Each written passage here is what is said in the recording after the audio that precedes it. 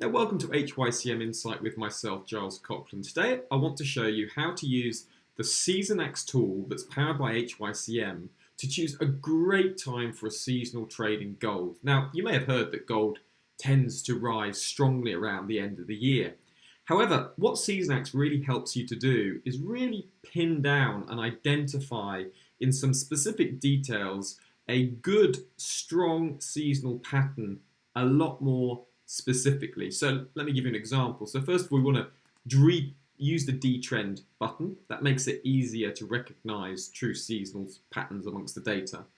And now let's just look at visually what looks promising. And we see, look, you can see at the end of December through January and February, we can see that gold tends to rise over the last 15 years. So let's now just look, say, from December, let's take roughly the 22nd, and let's go and look through to like February the 24th. That looks at a decent time. And there we have, we've pinpointed that seasonal trade, and we can just see that over the last 15 years, gold has gained over 85% of the time, and the average return has been 6.92%. Largest profit has been a whopping 19.27% here in 2007, 2008, if you remember how gold had that huge bull run around that time. So what we see is that we can easily identify a strong seasonal pattern. So don't forget, HYCM clients can access this Seasonax product in order to analyze over 25,000 individual currency pairs, indices, commodities, as well as individual stocks.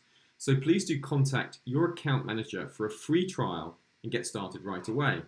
Don't forget, if the US dollar does strengthen and real yields do rise, that could weaken gold. So an aggressive expectation for US rate hikes could invalidate this outlook.